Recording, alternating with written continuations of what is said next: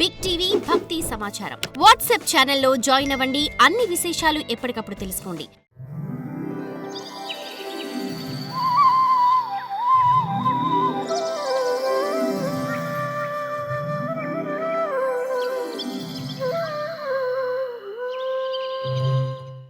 మానవుడిని మృత్యువు పట్టుకుంటుంది.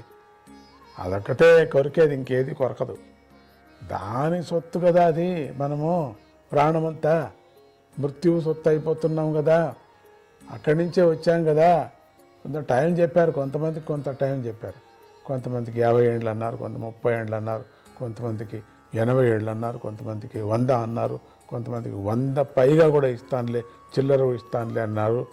కొంతమందికి 100, 10 ఇస్తానులే, కానీ కళ్ళు కనపడవలే, ఇస్తానులే, చెవులు కనపడవలే, వినపడవలే, ఇస్తానులే, నడచడానికి వెళ్ళలేదులే, ఇస్తానులే, మంచం మీదే పడుకో, ఇస్తానులే, చుట్టూ ఉండేవాళ్ళతో చుట్టూ తిట్టించుకో, ఇట్లా ఇస్తూనే ఉన్నాడు. జతకి ఇంకేదో ఇస్తూ ఉంటాడు మధ్యలో. అట్లా కదా. అందుకని అందరినీ మృత్యు అనేది పట్టుకుంటుందండి, వదలదు. జాగ్రత్త. ఏ రోజైనా మృత్యు కూపానికి వెళ్ళాల్సిందే. మనం వెళ్ళాల్సిన పనే లేదులేండి, అదే ఎత్తుకొని వచ్చి తీసుకుపోతూ ఉంటుంది. మనం ఏమీ చేయాల్సిన పని లేదు, కూర్చుంటే చాలు. ఏ రోగంతోనో, ఏ యాక్సిడెంట్తోనో ఏదో టపక్కని పోతాం. అందుకని మనము ముక్తి అనేది అనుకోకండి, అది ఏది లేకపోకుండా వెళ్ళిపోతున్నాం. అందుకని జాగ్రత్తగా ఉండాలి. ఇప్పుడే మా బుర్రకొత్త వాళ్ళు ఉన్నారు ఒకరు, అది అప్పుడప్పుడు నేను జ్ఞాపం చేసుకుంటున్నాను. అప్పుడిప్పుడో కాదండి, ఇప్పుడే అనండి దత్త, ఇప్పుడే అనండి రామరామ, ఎప్పుడో కాదండి అనేది. అట్లా ఏదేదో చాలా మంచి పాట అది ఆ బుర్రకథ వాళ్ళు పాడుతూ ఉంటారు, చాలా బాగుంది.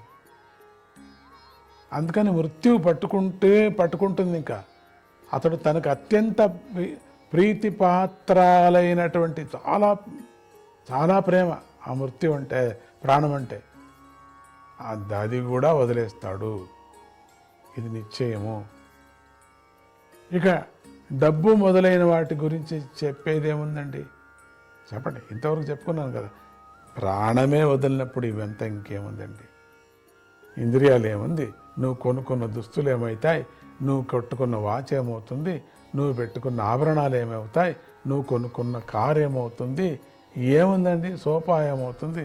చాలామంది సోఫా చూసి బాధపడతారు, అయ్యో ఈ మంచి సోఫా వదిలేసిపోవాల్సి వస్తుంది. 10 రోజులైంది కొనుక్కొని, ఒక 2 నెలలైనా దీంట్లో కూర్చోగలనా. ఏ సోఫా మీద ప్రీతి, కారు మీద ప్రీతి, గుడ్డల మీద ప్రీతి, ముక్కు మీద ప్రీతి, ముక్కు పడక మీద ప్రీతి. ఏం చేస్తావు?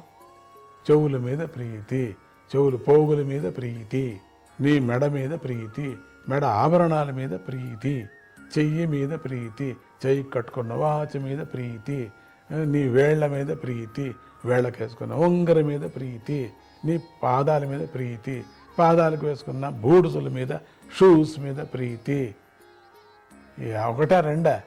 అంత మొత్తం శరీరాన్ని ఆవరించుకున్న గుడ్డల మీద ఏమున్నాయి, వస్త్రాల మీద ప్రీతి. అన్నీ వదిలేశాం. నీ తండ్రులు, సోదరులు, మిత్రులు, పుత్రులు యుద్ధంలో మరణించారు. ధృతరాష్ట్ర, ఏమయ్యా ఉంది నీకు? ఎందుకయ్యా ఈ సంసారంలో ఉన్నావు నువ్వు? అందరూ ఉన్నారులేండి, పాండవులేం తక్కువనా?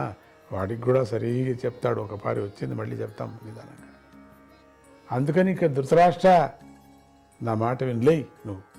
నీ వయస్సు దాటిపోయింది కూడా, అందరినీ పోగొట్టుకున్నావు.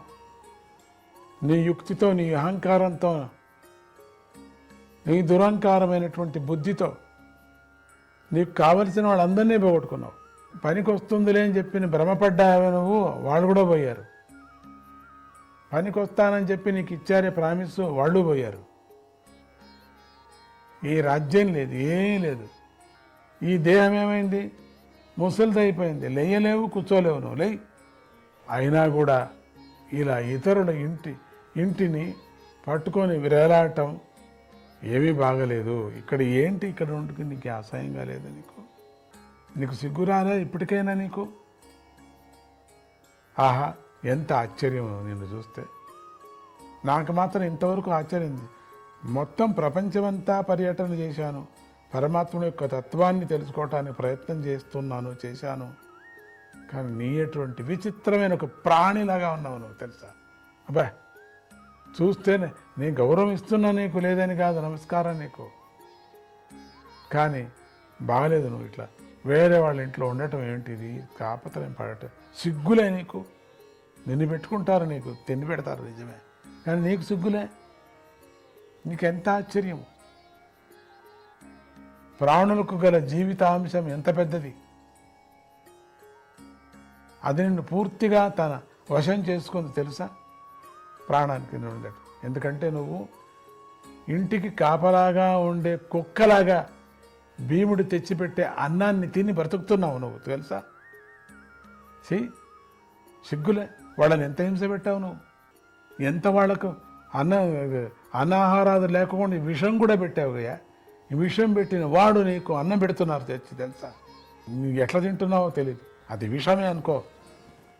నీకు సిగ్గులే. నీకు నీ నుంచి నాకు సిగ్గు లేకుండా పోతా ఉంది. పాండవులను అగ్ని ప్రమాదంలో చంపే ప్రయత్నం జరిగింది కదా, వారికి విషంతో కూడినటువంటి అన్నం ఇవ్వబడింది కదా, వారి భార్య అవమానింపబడింది కదా. నువ్వు అవమానం చేశావు, భార్యను అవమానం చేశావు, వాళ్ళకి విషం పెట్టావు, అగ్ని పెట్టావు. ఒక్కట రెండా, నీకు బుద్ధిలో ఏదేది కల్పన వచ్చిందో అంత దుష్టబుద్ధినంతా వాడి మీద చూపించేశావు. దుష్టబుద్ధి అంటే ఇట్లా ఉంటుందా అని నువ్వు అట్లా చూపించేశావు.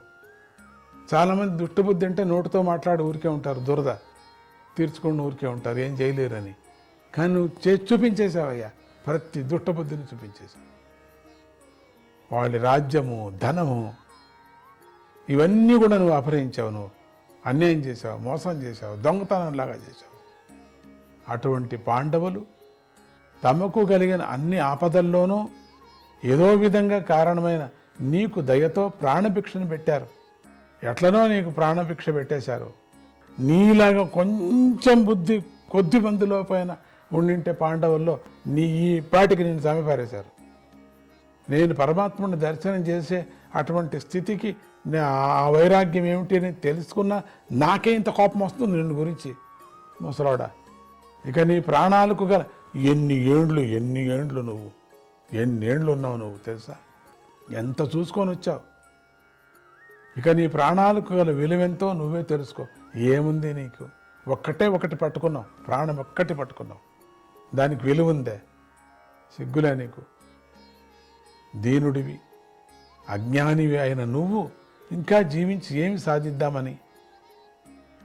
దీనుడివి, ఇంకొకరింట్లో ఉన్నావు. ఎట్లా ఉండాలో ఉంటే అనాయాసంగా ఉండాల జీవితం, వినా దైన్యంత జీవనం. ఇంకొకరిని అడగకూడదు, తెలుసా? అనాయాసంగా మరణాన్ని పొందాలి మనం.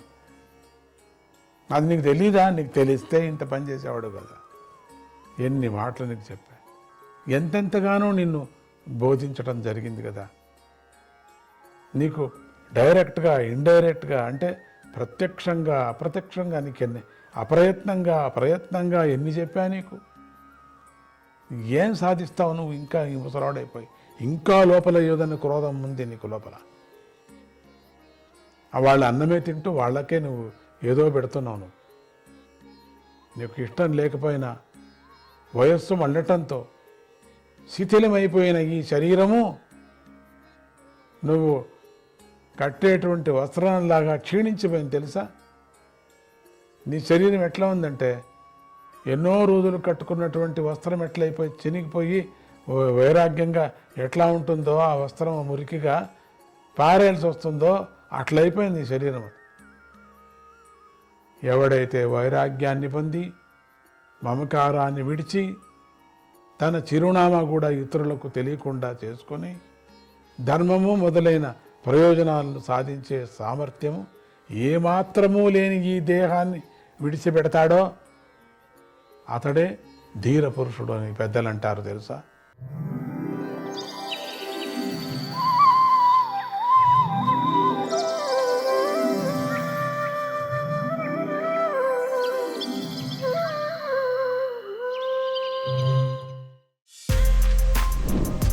For For more videos like this, subscribe Big TV channel.